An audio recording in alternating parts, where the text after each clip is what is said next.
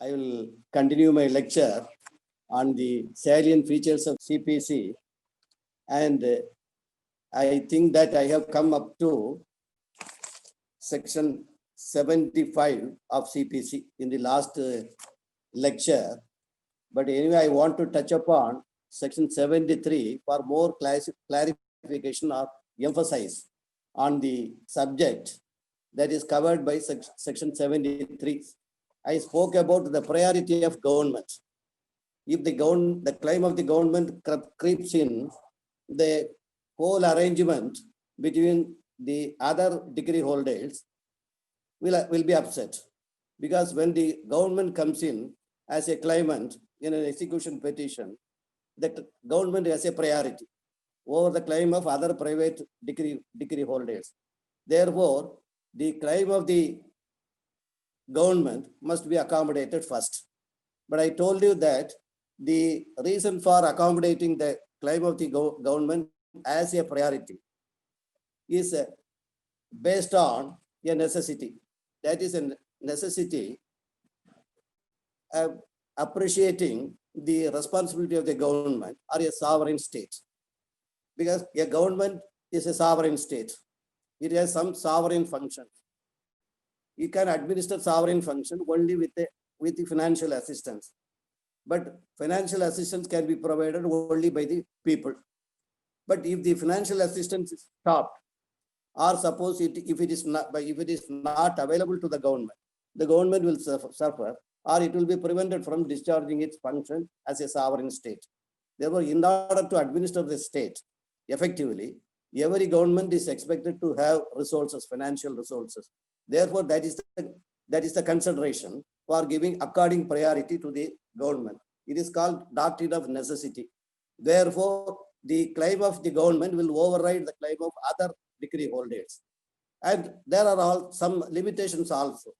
But in case the amount due to the government is only for the purpose of, or only as a sovereign state, then it has to be given way to. So for example, compulsory exaction of tax, direct tax, income tax, sale tax, and any other amount due to the government by reason of authority as a government, revenue recovery. These are all giving way to the claim of private citizen.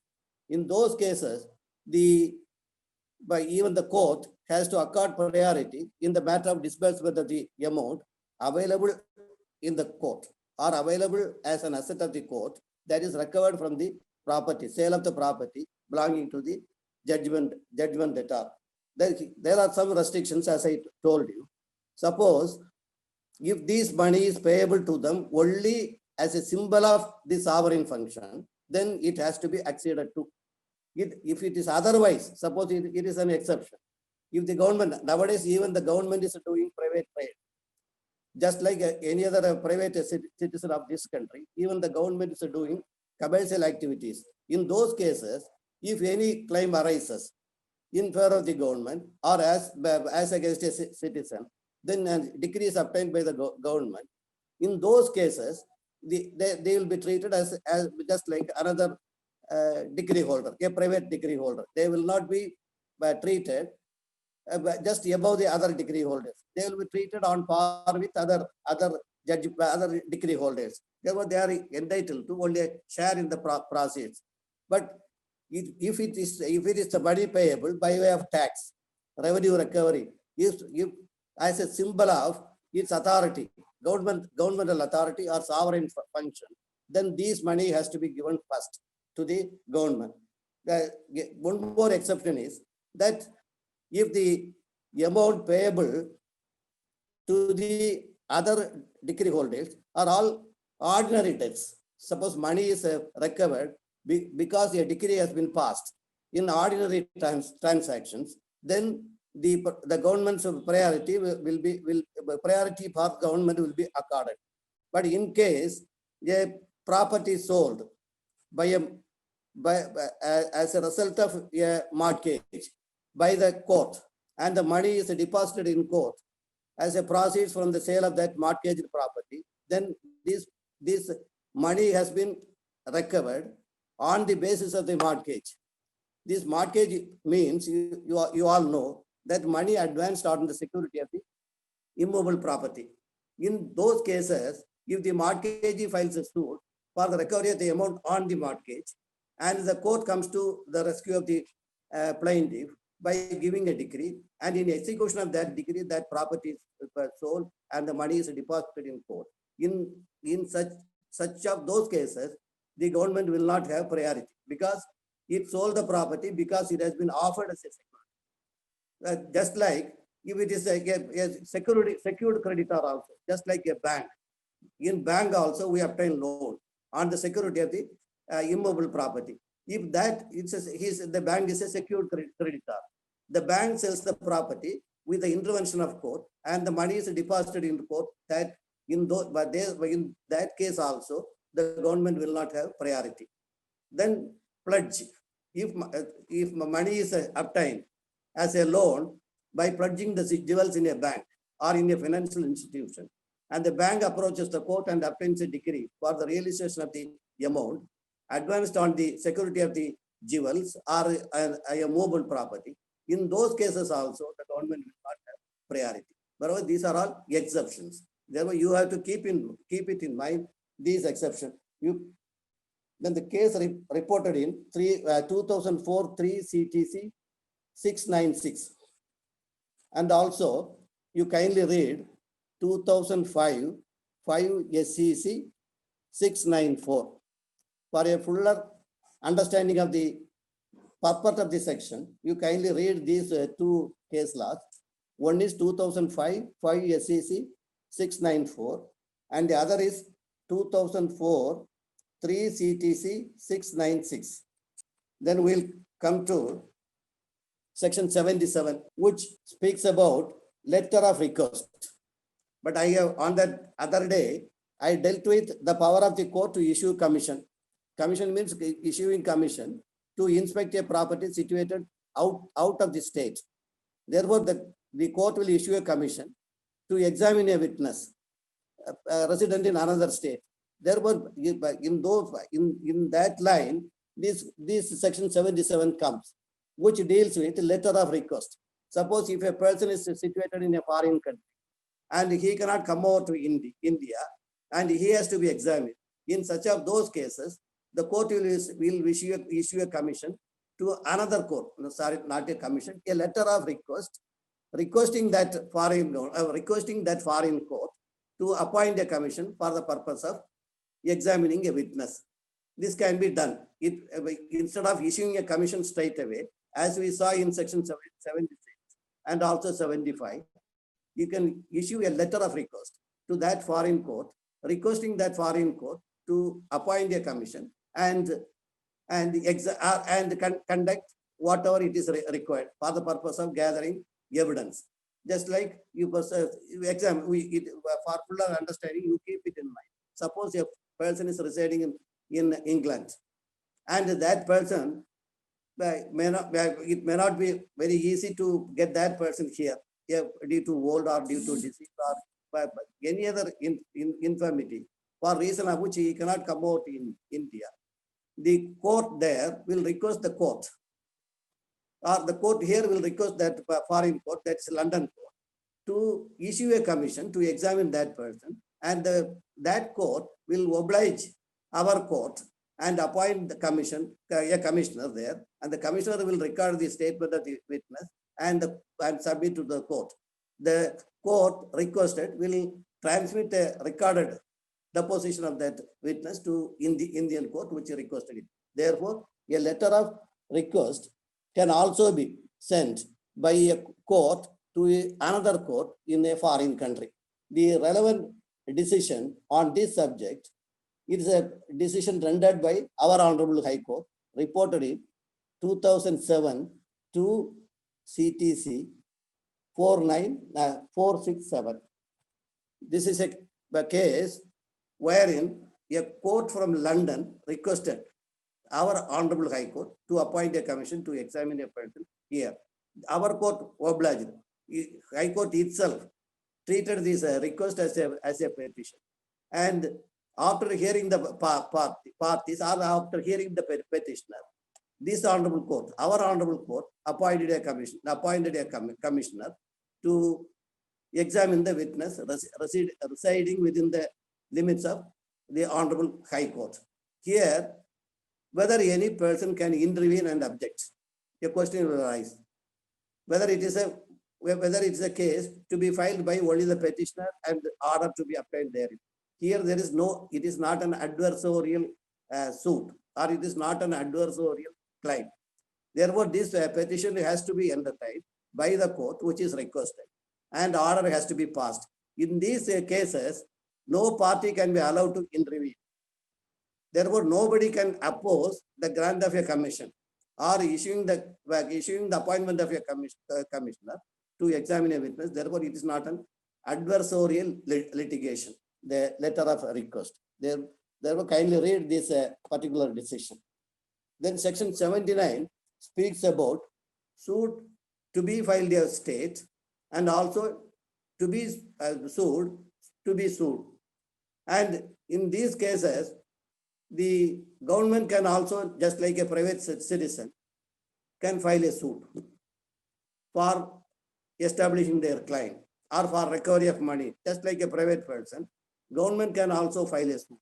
Just like that, any person can file a suit against the government also for a private claim as against the government. Therefore, just like a private citizen, government of India, government of a state, and the government of union territory, and all can be made a party, just like any other private party. Likewise, they can also approach a court seeking relief against a private citizen. In those cases, who are to be named as plaintiff and defendant. In cases to be filed by the central government, it will be, the plaintiff will be cited as Union of India. And in cases to be filed by the state, the plaintiff will be by government of the state, or you can say even state of Tamil Nadu. That's enough. But who is the person who will represent the Union of India in a suit filed by the Union of India? And in a case filed by the state, who is the person who will represent the state? In case of the Union of India, the Union of India will be represented by the secretary to that particular department, or any other person authorized to represent the Union of India by their internal rules. Likewise, in the case of a state also, the secretary of that state or the chief secretary, or any other person authorized to represent the state government can represent the state. In case of union territories, the chief secretary of that government can represent that union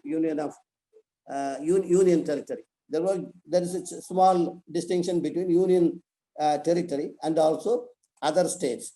In union territory, any suit to be filed, it has to be represented by chief secretary.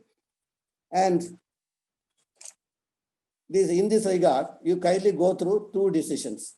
2011 for MLJ Madras, and another case is AR 1976 Supreme Court, page 2538. Then you take for example Southern Railway or the railway even.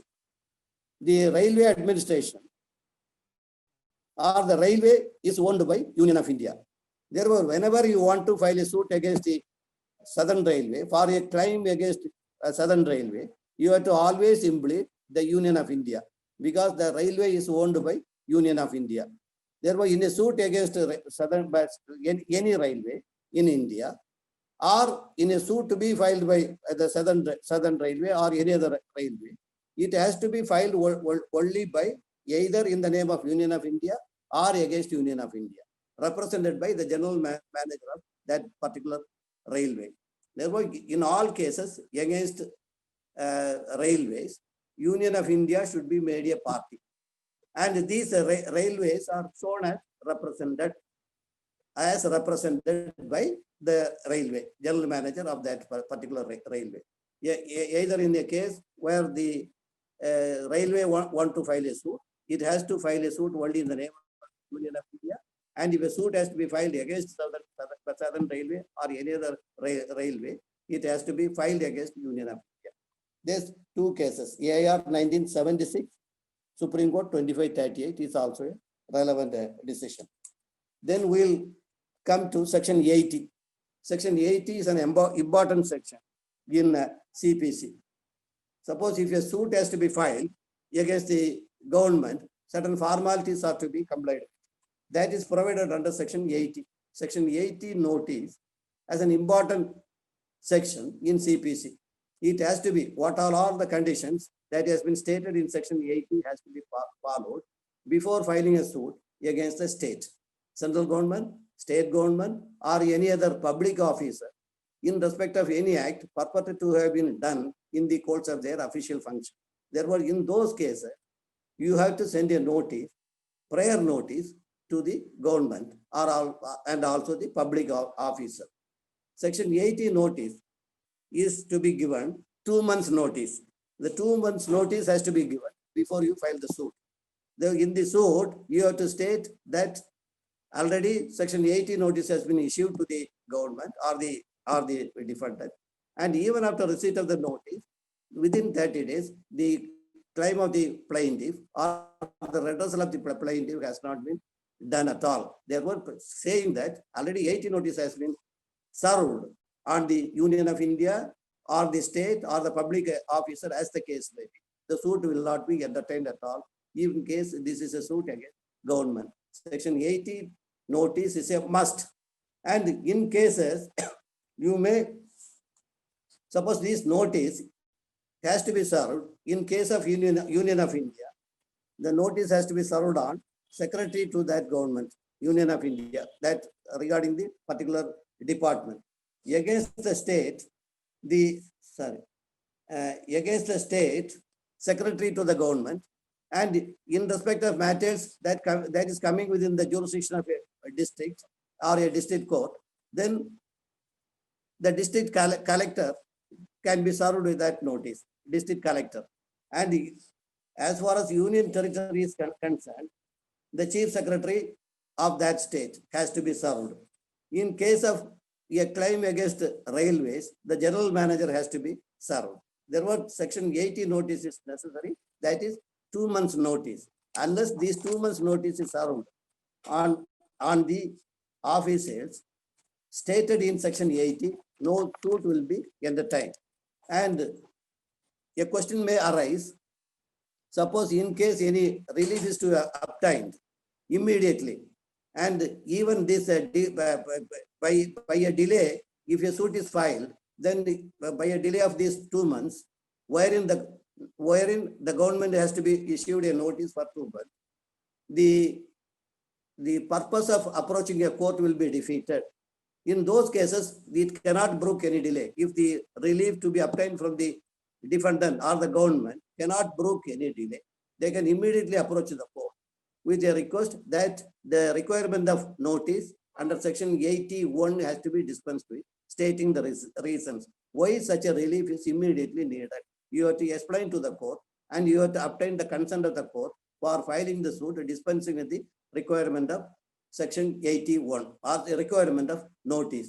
But in those cases, court will entertain the suit without issue of Section 81 notice. But here also there is one nicety. The court will not grant immediately an interim order. Just like we obtain interim order in a suit filed urgently, and also obtain an interim order without notice to the other party. We cannot get any interim order if a suit is filed under Section 82, dispensing with the requirement of notice under Section 81. The court will have to issue notice. If the court entertains a suit without the requirement of that notice, then of course the court entertains that suit only on satisfaction that there is some necessity, and the plaintiff has to be allowed to approach the court for getting urgent order. It can entertain without the requirement of notice. But here, while dealing with the application for an interim order as against the government, notice is necessary. Without notice to the government, no interim order could be passed. Therefore, notice has to be issued to the government. That is a first requirement. Therefore, without a notice means there's a notice, two stages. The notice 81 is one thing, and also notice after entertaining the suit, dispensing with the requirement of section 81 notice is a different thing. Therefore, you should not get confused with these two notices. After entertaining the suit without section 81 notice, the court has to issue notice on a request for interim order in an interim application. Therefore, notice is necessary to the government after entertaining the suit.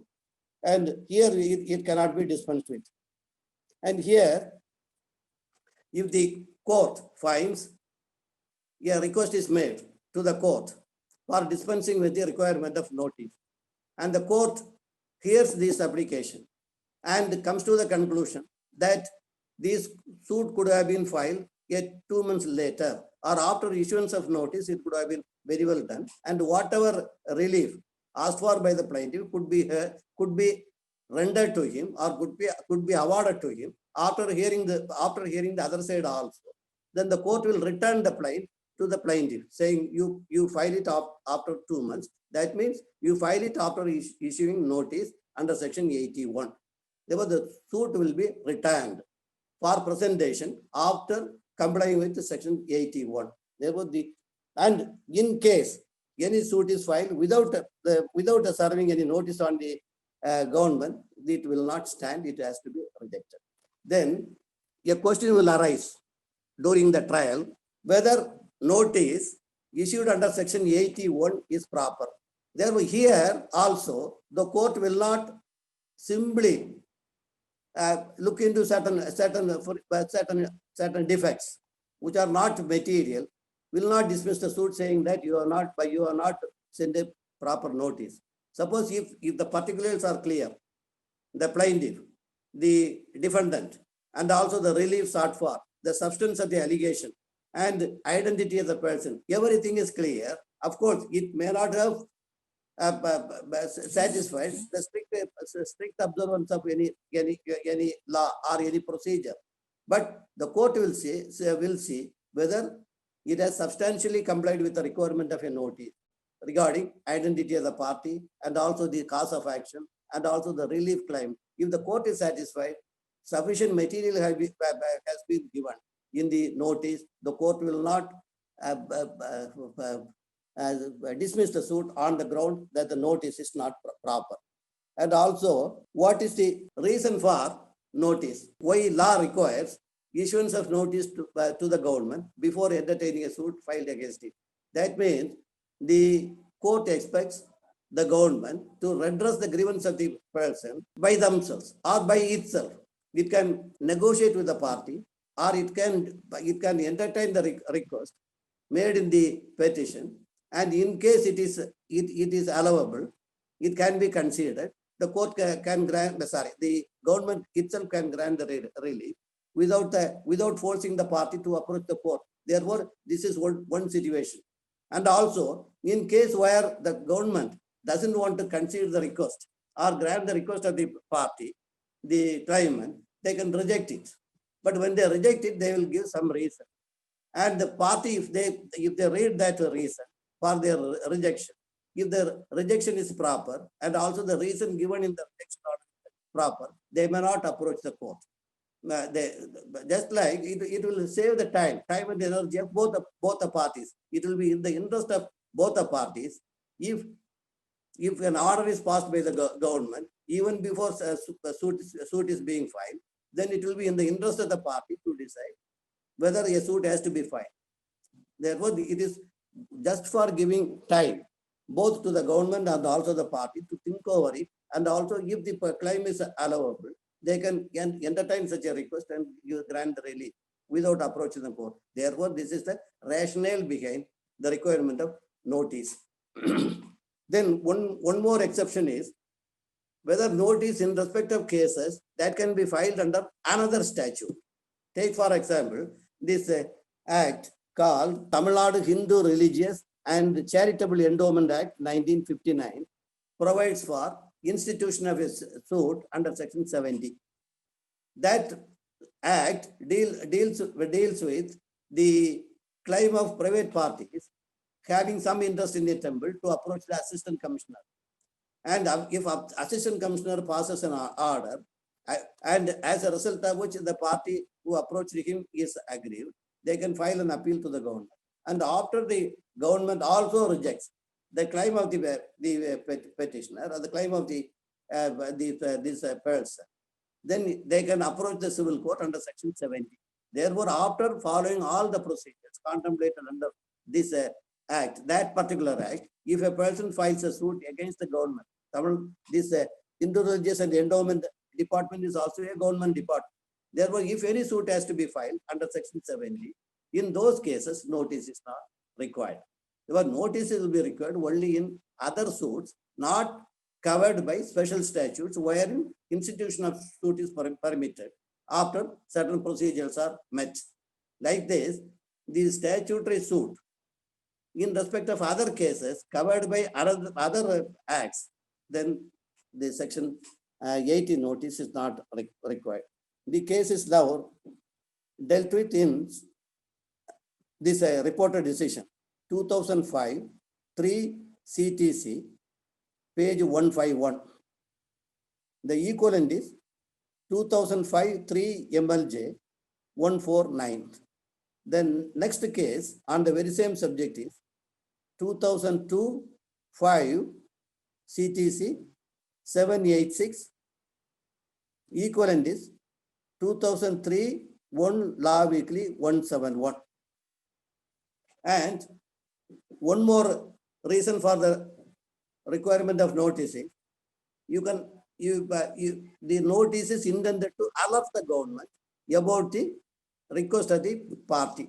Therefore, it is also one of the reasons for which this section has been now incorporated in CPC. And I said about the particulars that has to be found in a notice. Suppose, as I said, if the requirement is substantially complied with, no court will reject the suit on the ground that the notice is incomplete or not in order.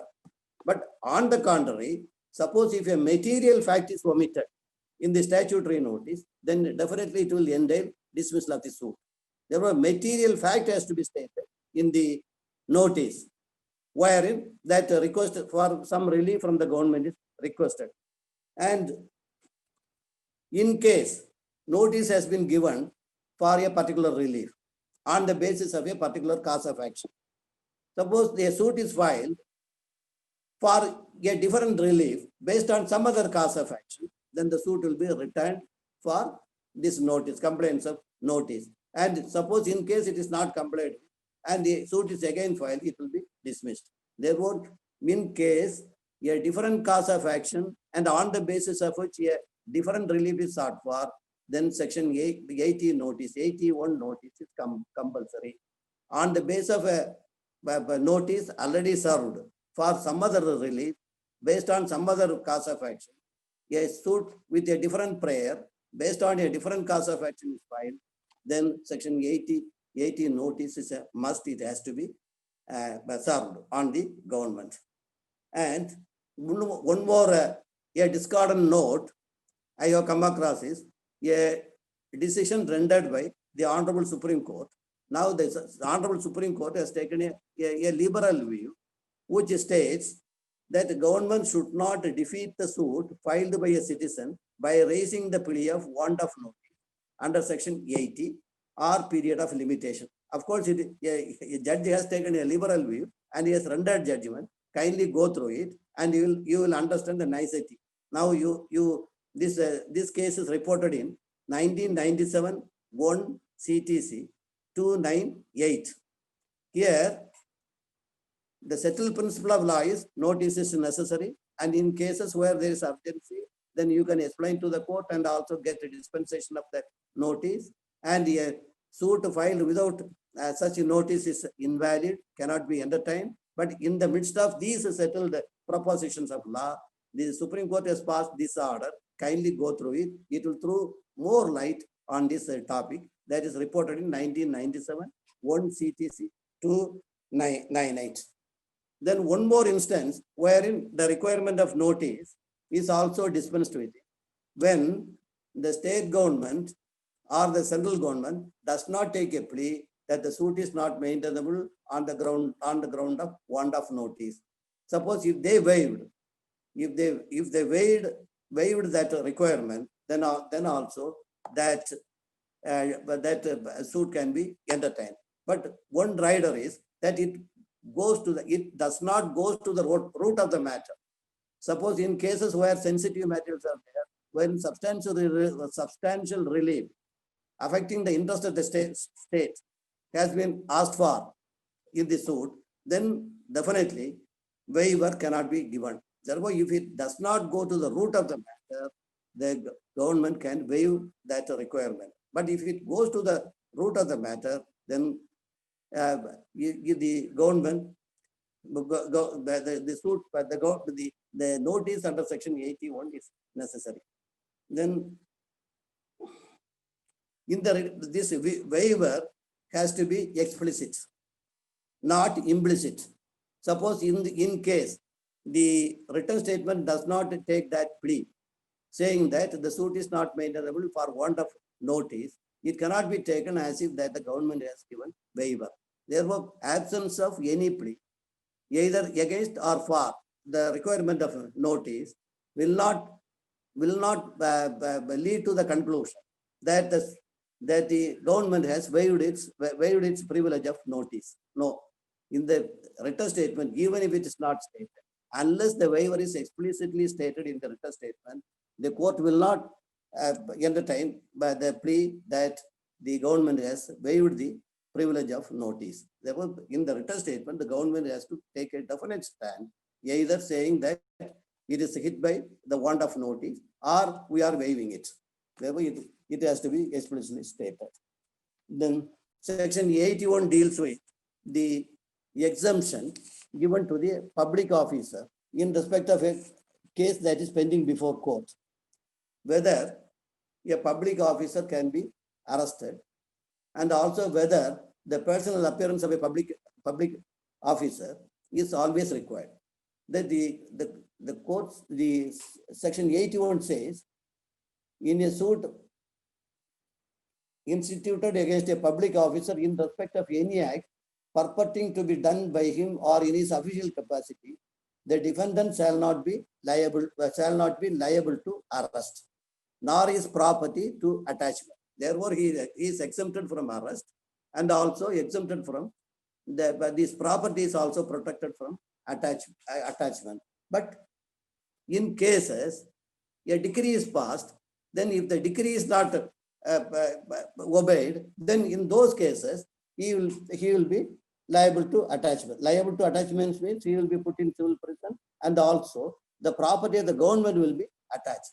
Therefore, only in cases where the decree is not passed, he will not be arrested and his property will not be attached.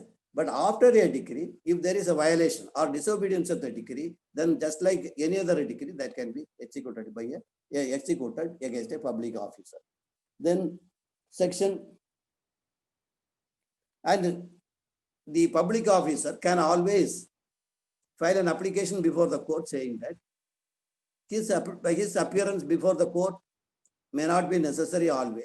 Therefore, this attendance before court may be dispensed with. He can request the court. The court will always pass an order in case his absence from his duty is detrimental to the public function, he is discharged.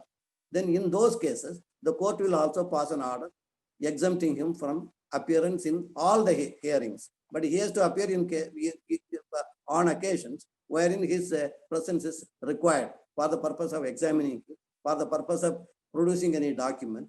In such of those cases, such of those instances wherein his presence is required, the court will always exempt him from appearance. And the decree also cannot be executed immediately against the government, against the central government, or any public officer in respect of acts done by him in the discharge of his official function. And only after the decree, that only when executing the decree, some action can be taken by the government. Therefore, you have to wait till the decree becomes enforceable. You have to obtain, first of all, the decree, and only that decree has to be executed. And how long you can wait? Therefore, you have to wait for 3 months. Unless the decree remains unsatisfied for more than 3 months from the date of decree, it cannot be executed. It can be executed after expiry of 3 months. Within that period, if the government does not satisfy the decree obtained by the decree holder. And therefore, 3 months period, a gap of 3 months is necessary for the satisfaction of the decree or compliance of the decree. And just like the execution is possible after 3 months, and that can be executed after expiry of three months, if the decree remains unsatisfied, the very same rule will apply to orders also. Orders passed in the course of the suit. And if any order is passed and that order has become final, and if that order is executable, in those cases also, if that order remains unsatisfied for more than 3 months, as in the case of a decree, that order can be put into execution after the expiry of 3 months. And there is one more exception, which I have already said in other classes also. Suppose these executability of the decree can also be raised by the government. Suppose if the decree or the order is not executable or not enforceable, that can always be taken as a defense. The court will entertain those objections and decide on its merits. If it is entertainable, the court will issue a direction to comply with the decree or the order as the case may be. And this period of 3 months is given to the government only for the purpose of giving the government an opportunity for satisfying the decree without intervention of court. That's only one opportunity given to the government as an abundant caution. And section 83 deals with the right of aliens. Aliens means a person not belonging to our country. Alien, a foreigner.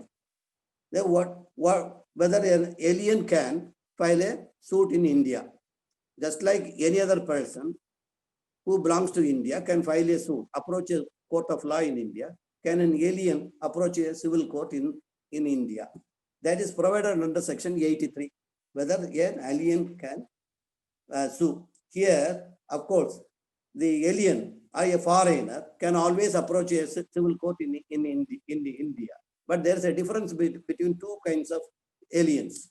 They are called alien enemies and also other aliens. Alien friends, alien enemy and alien friends. Who are all they? Alien enemies residing in India with the permission of the central government can always file a suit. You kindly take the word as such. You kindly minutely take note of the words I use when I read that particular section 83. When the alien may sue, alien enemies residing in India with the permission of central government and alien friends may sue in any court. Therefore, alien friends without the permission of the central government can file the suit. Aliens. There, as far as alien enemies are concerned, there are two restrictions. Those restrictions are these alien enemies residing in India. Therefore, alien enemy should reside in India at the time of filing the suit. And also he must obtain the permission of the central government. There were two conditions. He must reside in India and also he must obtain permission to institute a suit. But alien friends need not get that permission. Suppose they are either in a foreign country or in India, they can always file a suit in respect of any cause of action that has arisen in India. But in respect of alien friends, no such necessity of getting permission from the central government. Just like any other citizen of India, they can file it. The very word is used in the very section itself. Section 83 itself says that alien enemies with those conditions fulfilled, and also alien friends can always approach a civil court in India, just like any other citizen of India. Therefore, they have every right to approach the court for redressal of any grievance under section 83. And who is the alien enemy? Alien enemy is none other than a citizen of a country with which India is at war. Whether India is, suppose if India is at war with another country, any person hailing from that country cannot file a suit unless they get a permission from the government. But alien enemies residing out of the country cannot file a suit. Alien enemies, therefore you have to deduct from the wordings found in section 83. Alien enemies, suppose if the country is at war with Pakistan or any other country, neighboring country, then any person hailing from those countries or any one of the countries which is at war with India, if they reside in that country at the time of filing the suit, even with the permission of the central government, the central government has no power to accord permission to file the suit. Therefore, alien enemies should reside in India at the time of war with that country. Therefore, it's a condition precedent. And the alien fronts can always approach the court. Then suppose one more exception is, it doesn't relate to alien enemies. But if any person is residing in another country, including an Indian, may be residing in another country, and the another country is at war with India, then if that person is doing business in that country without getting any sanction from the central government, then he cannot also file a suit here. Therefore, this is also one exception. Any person, irrespective of nationality, including Indian, suppose residing in another country, but it may only relate to an Indian national. Suppose take for example, an Indian national residing in another country, but another country is at war with India. But persons hailing from that country will be an alien enemy. But if this person, though hailing from India, residing in that country and doing business in that country, he can do so. But suppose in case he doesn't get any permission from the central government to do business in that country previously, then that person will also be treated as an alien enemy. He cannot file a suit in India unless permission to run the business has been obtained previously. Then one more case may arise. Suppose if a foreigner is arrested in India.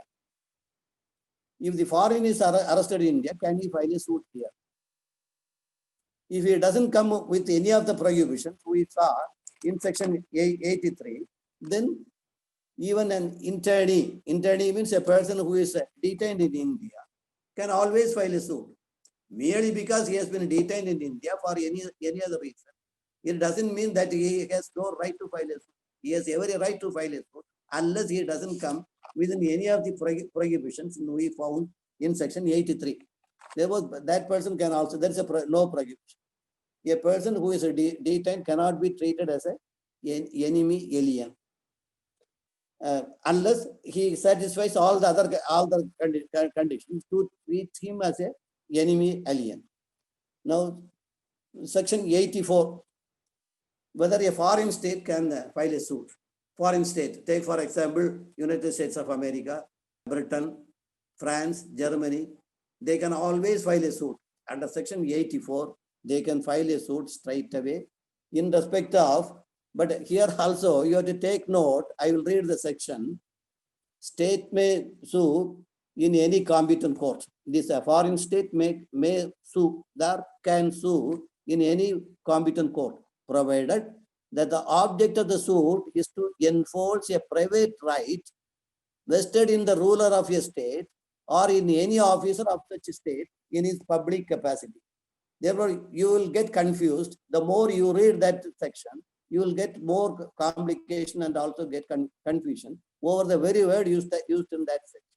But these complications, it is all obvious complications which has been resolved by a decision of by our Honorable Supreme Court in a case that has been decided by it. That is also reported. I will tell you a little later after explaining what is the purpose of this section, or what is the scope of section 84, 85, 86, and 87 also. These are all sections, similar sections dealing with the same topic. Here, you will get definitely confused on seeing the word private rights, provided that the object of the suit is to enforce a private right vested in the ruler of such a state, in any officer of such a state in its public capacity. Therefore, the meaning to that private right will have to be inferred by interpreting the word in its public capacity. Therefore, what could be that right?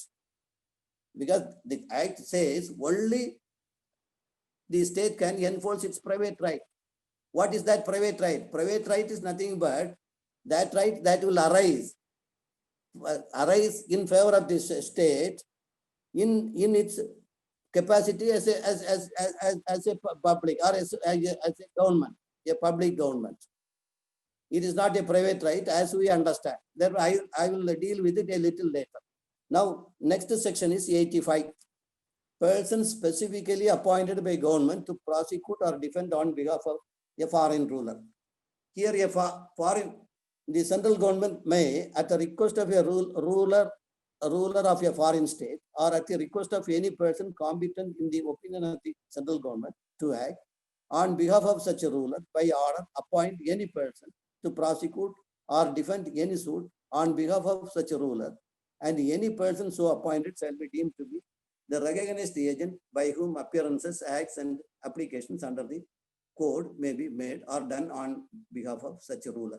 Here, any foreign ruler, and then this who is a foreign ruler will also come up for some interpretation, and also will raise some doubt as to who that person is, who is a foreign ruler.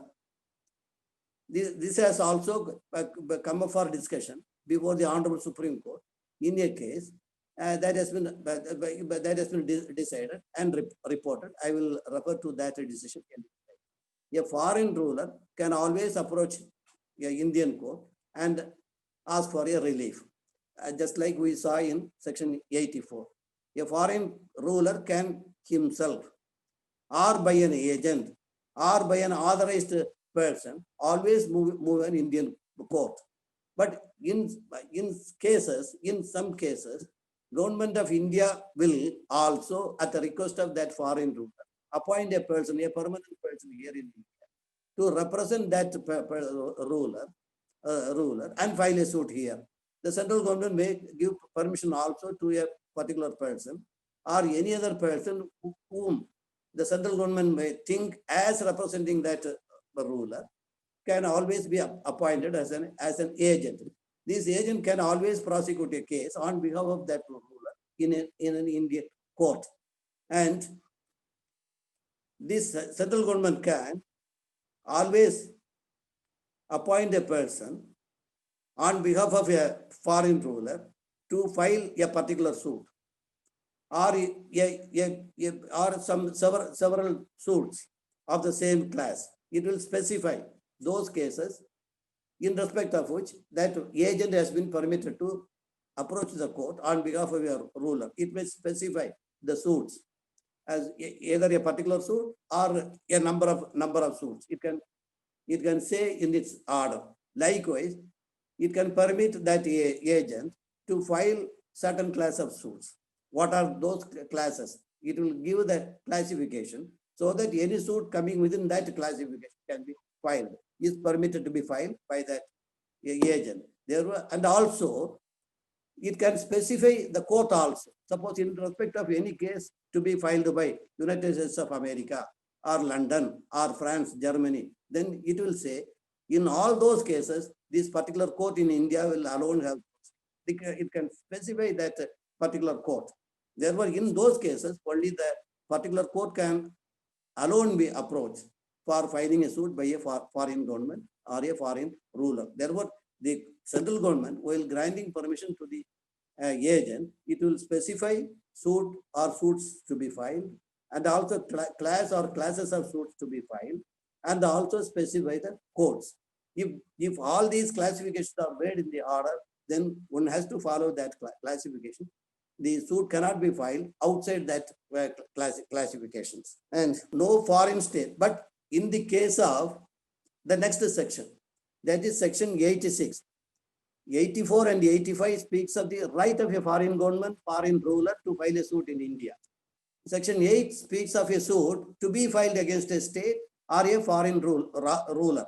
Therefore, what are the conditions? But a state, a foreign state, or a foreign ruler can always approach the court. There is no restriction. It has the privilege of approaching the court and filing a suit. But in the case of any other person filing a suit against a foreign state or a foreign ruler, certain requirements are necessarily to be complied with. What are those conditions? Suits against foreign rulers, ambassadors and envoys. No foreign state may be sued in any court otherwise competent to try except with the consent of central government, certified by a secretary to the government. Therefore, in cases wherein a crime is to be advanced against a foreign government, a foreign ambassador in his capacity as ambassador of that government, and an envoy in his capacity as envoy of that government, or a high commissioner in his capacity as a high commissioner representing that particular government, the suit can be filed only after getting permission, written permission from the central government, that too by the secretary of that government. Therefore, as far as suit against the government is concerned, against the foreign government is concerned, the consent of the government, the central government, is always necessary. And there are certain exceptions also. Not, I will say it is an exception, but here, while applying for consent, what are the criteria the central government will have to consider before according permission to file a suit against the government? The first is one more exception stated in section 86 itself. Suppose a tenant is residing in the premises of a foreign government or in the premises of a foreign ruler. Therefore, in respect of any right arising out of his tenancy with that government, he can always file a suit. There is no requirement. This is one instance wherein the act itself says that no permission from the central government is necessary. You take note of it.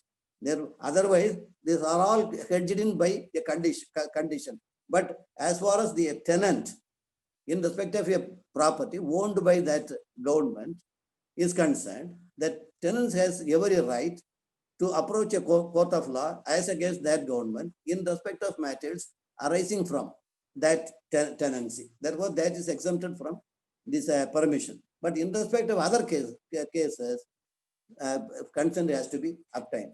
That consent also will be accorded only after considering certain aspects. Those aspects are it also starts with a negative word. That it shall not be given unless the foreign state has instituted a suit in the court against that person desiring to sue it.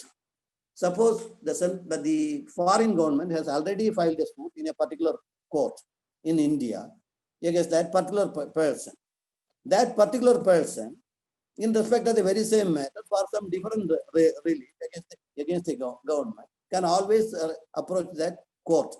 Therefore, in such circumstances, the central government will not decline permission. The central government will accord permission for that person to sue in the very same court against the government which has filed the suit. Therefore, it is one condition. The next condition is the foreign government deals with that particular person in its capacity as a private entrepreneur or in a commercial activity. If that person has been engaged for a purpose and as a result of their private transaction or a trading transaction or any other commercial transaction, any dispute arose, in those cases, the foreign government is not exercising any sovereign function, but it is doing some commercial activity in India, and as a result of which any dispute arises between a private citizen of this country and also that foreign government, this is also a consideration. for according permission to file a suit if any claim arises as against that government. This is second condition. And the foreign government is possessing an immovable property in India. And in respect of that immovable property situated in India, any dispute arises with a private citizen, and that private citizen approaches the government, then in those cases also, the central government may grant permission. These are all, it starts with no, negative, a sentence which starts with a negative word. No such permission will be granted unless, because these are all exceptions. And as expressly, even in cases, sometimes waiver is also given here. If the foreign government waives that privilege, if the foreign government waives that privilege of immunity, then also the central government may accord permission. But only may, not shall. The central government has the full power either to allow or reject that application, seeking permission to file a suit against a foreign government. Therefore, in exceptional cases, the central government will permit a person to file a suit. Because you may know, because they may not like to antagonize the relationship with another country. A friendly relationship with another country, they may not like to antagonize. The government will consider the pros and cons of according such permission. Suppose if they feel that any permission is accorded to a private citizen to drag a foreign government into a court in a civil suit, they may be afraid. Central government may be afraid. We are having very peaceful relationship, a harmonious relationship with the other country, and also trade relationship, everything involved, and the economic relationship, everything involved. In such cases, the government may think that according permission may spoil the relation between the two governments. But these are all political considerations. Whether political consideration weigh with the court. Court will go only along with the strict procedures given in the section. What is authorized or what is required to be done by the government, if not done properly, court will always intervene and direct the government to grant permission. It will not entertain such objection as political objections. The court will not go by any political or the meaning, the spirit of these political objections. It will go by the letter and spirit of the act, which provides for such power on the central government, section 86. Therefore, except when the case comes under these 4 instances, the central government can always reject such an application. But if any one of these criteria is fulfilled, then central government has no other option except to accord permission. Otherwise, but if one approaches the court will say this reasoning is not correct. The reason, because you can't say that whenever this government is driven to a corner, it may say it is a political objection. We cannot. Political objection will not be entertained by a court. And just like a suit can be filed with the consent of the central government, after getting a decree, a private person cannot straight away execute a decree. Here also there is an exemption. You have to take note of it. You have to get permission for filing a suit. That is instituting a suit also. This requirement of getting consent is there, is stipulated in the section. Just like that, after getting a decree, you cannot straight away execute that decree as against that foreign government or a foreign ruler. In those cases also, before you file a petition for execution, you have to get permission from the central government. Only after getting permission from the central government, you can put that decree into execution as against that foreign government, foreign ruler, and also ambassadors, envoys, high commissioners. And one particular thing is I want to remind you. Here, the exemption means these privileges are given not only to the foreign state, foreign ruler, ambassador, envoys, and also high commissioners. And in some countries, if they belong to the Commonwealth of Nations, then the high commissioner is allowed appointed to represent that country in India. Likewise, India will also appoint only a High Commissioner in respect of those countries that come within the group of Commonwealth of Nations. Here, not only those persons against whom if any suit is to be filed, but consent has to be obtained from the central government. The central government will also notify certain members of the staff of the ambassadors, high commissioners, envoys, and also such other person designated by the foreign government. The same privilege as is being enjoyed by the state, by the ambassadors, envoys, just like that. Therefore, the central government will also notify such of those members of the staff and also the retinue. Retinue means the officials who are moving closely with the ambassador, envoys in the discharge of their official functions. Therefore, the retinue of those ambassadors, envoys, and such other person who are representing the government in India, the government will notify such of those persons who are also enjoying or having those privilege as in the case of government and also other ambassadors. Therefore, it can notify and bring in other persons also within that list of immunity, are the persons who are enjoying that privilege of immunity. And one more prohibition is the ambassadors, any ruler of a foreign state, ambassador or envoy of a foreign state, and the high commissioner of a commonwealth, and such other person notified to be exempted, cannot be arrested by the process of Indian courts. They cannot be arrested. Therefore, they are immune from arrest by Indian courts or by Indian executives on the orders from the court. They are exempted. And in case the central government doesn't want to accord permission to a private citizen who wants to file a suit against the government, it cannot reject it on the face of it. It cannot reject it in a half. It can reject it, but after giving sufficient opportunity to the person who has applied for it. Therefore, they have to follow natural justice principles. They have to give notice and also ask for their reaction, ask for their explanation, and ask for their views also, in case the central government wants to reject it. Therefore, it has the principles of natural justice has to be strictly followed in case when the government wants to reject a request for consent. And in this connection, you can read section, a case law reported in 2010, part 3, CTC 834, AR 1987, Supreme Court, page 9. Our equivalent is 1986 for SEC 678. These are all cases dealing with this exemption of a foreign ruler from arrest and also their from litigation. Suppose if a dispute arises between the citizen of our country and also a foreign state or a foreign ruler, then a consideration will arise.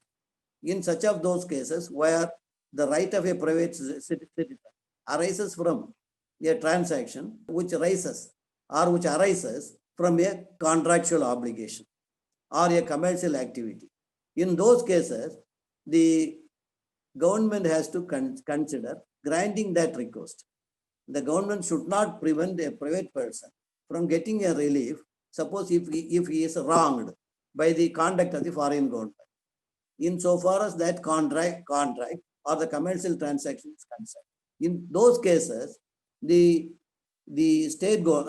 foreign government is supposed to have waived its privilege of immunity, as you may come across in international law. In international law, a foreign state, a foreign ruler, they are exempted from any litigation in the host country. If they are exempted from this litigation or the process of a court in a litigation, then they cannot be arrested at all. And also they cannot be proceeded against all. This is a principle of international law. but the principles of international law has been modified or to that extent diluted with the incorporation of section 886 in CPC. Indian court will follow the municipal laws of our country, municipal laws, not international law. International law will be sometimes followed in case there is no specific legislation on that subject in India. Therefore, as long as there is a specific provision dealing with a particular subject, and that too about a foreign government and also foreign ruler, the Indian court will follow only the municipal laws of our country. Therefore, when a contractual obligation has been breached by the conduct of a foreign government or a foreign ruler, definitely he has to approach a civil court. But of course, for that, he has to get a permission under section 8 of the CPC from the central government. But the central government should not decline such a request. If they decline a request, it should be based on some strong grounds, strong legal grounds. If they say any other objection, which is not contemplated under section 886, then the court will always intervene and direct the central government to accord permission to file the suit. But while dealing with a claim for permission to file a suit, the central government cannot pass an order on merit also.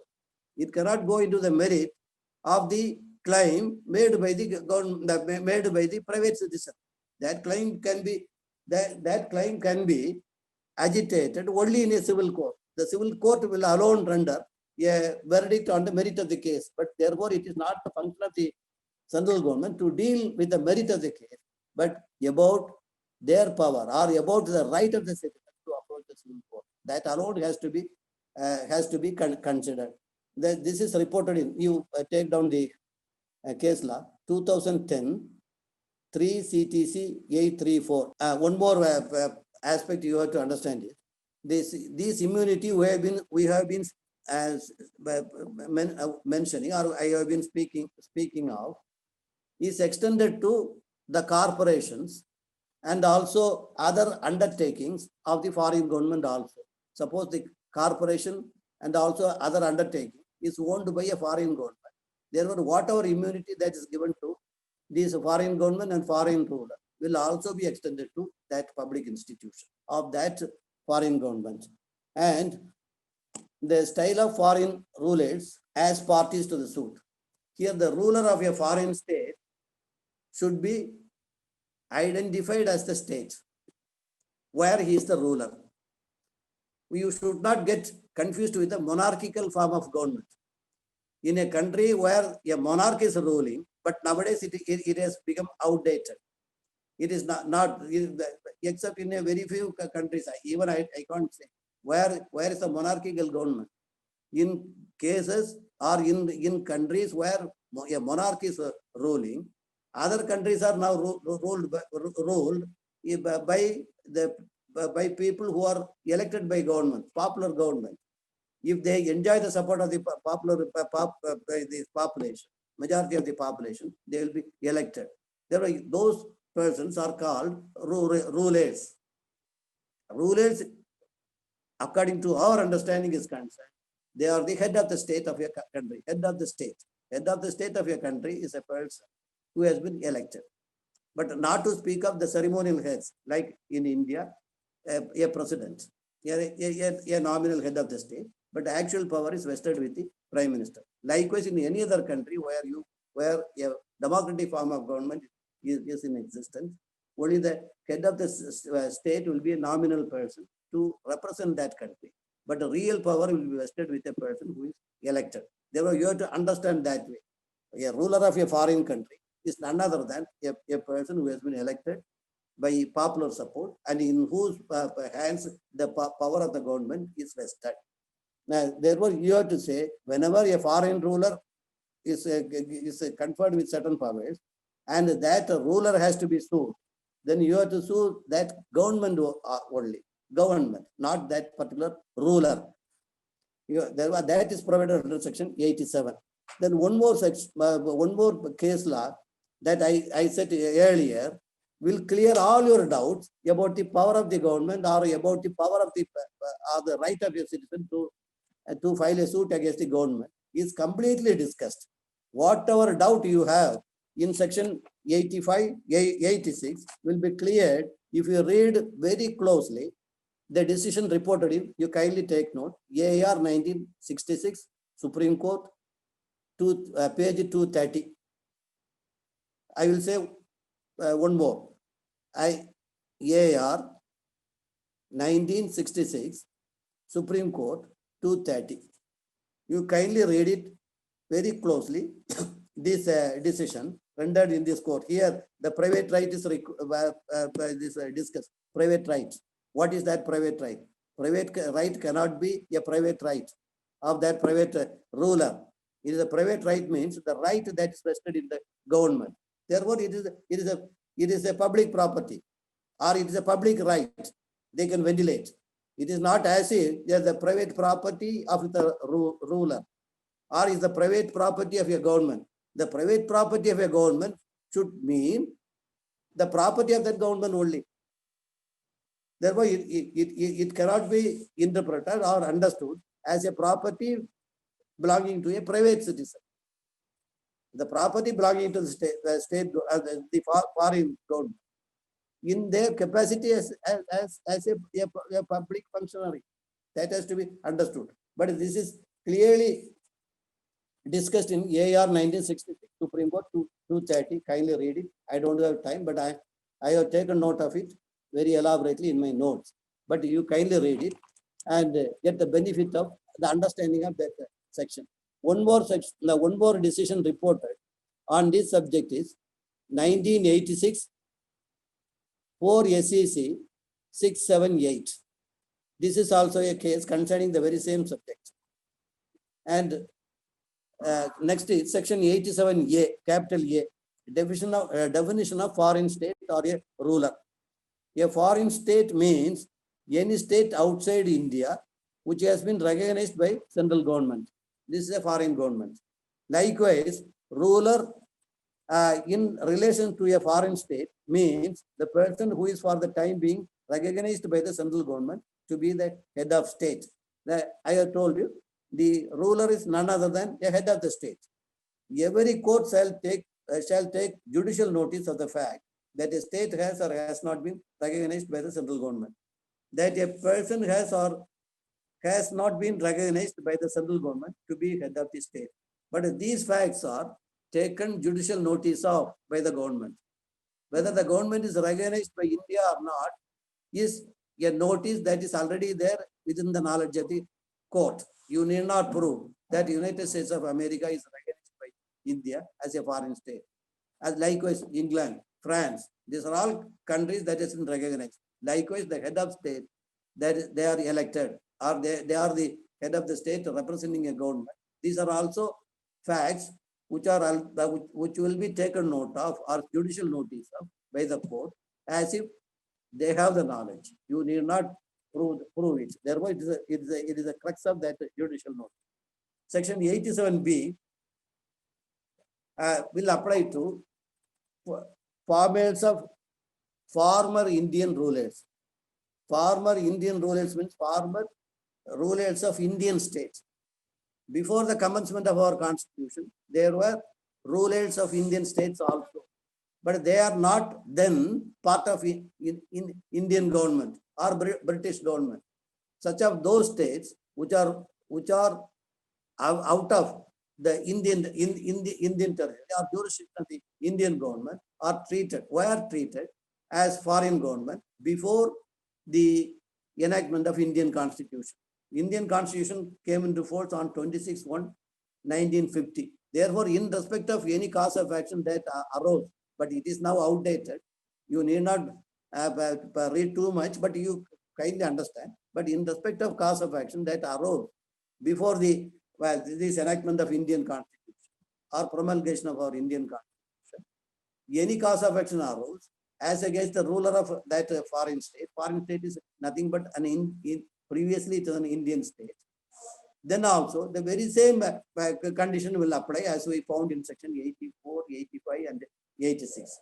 then they are also treated as foreign governments or foreign ruler. That is stated in section 87B. But presently, no case of any significance will arise under section 87B, because these are all matters relating to the cause of action that arose before 26/1/1950. Then section 88. Now already time 5:20.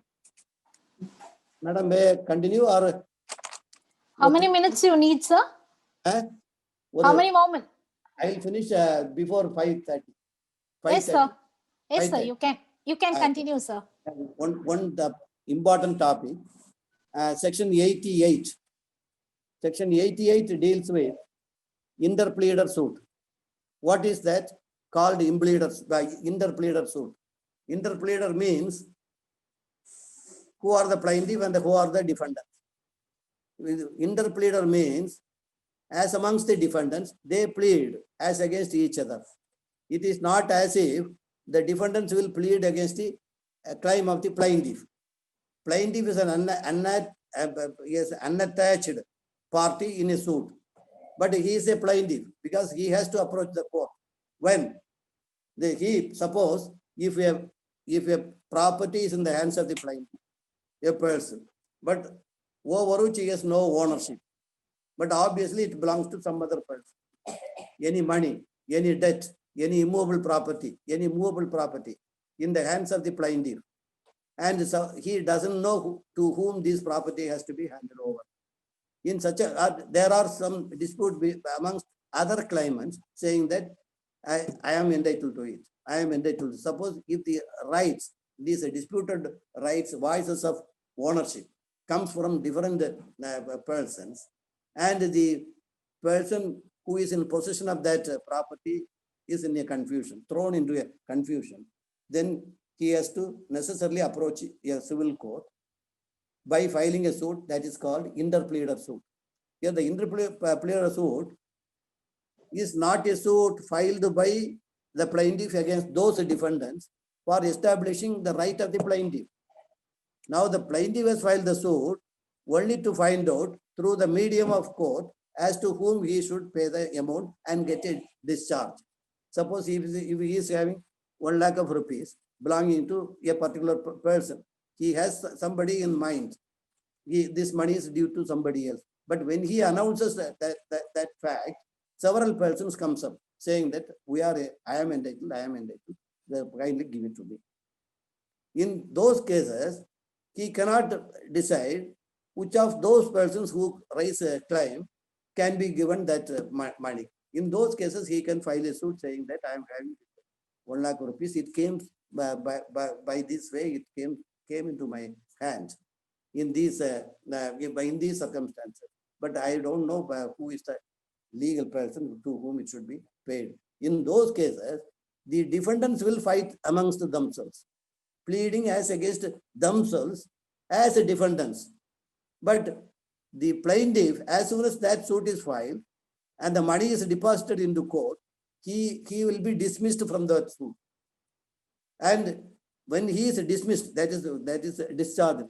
We can use the word discharge, but the very word used in the section 88 is dismissed.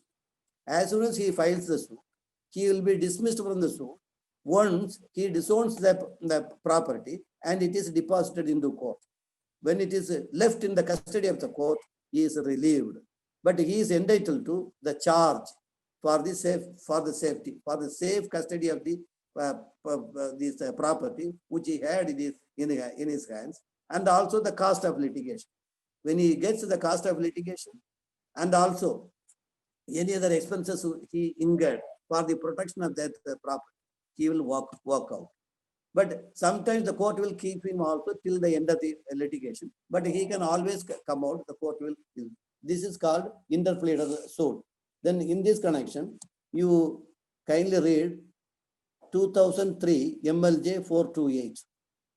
This is the case reported on the subject. 2003 2 CTC 75. And here also two illustration has been given in section 88. The two illustrations are, suppose A hands over his jewelry with one agent for safe custody. A hands over jewels with B for safe custody. And later, this one X saying that these jewels are belonging to me.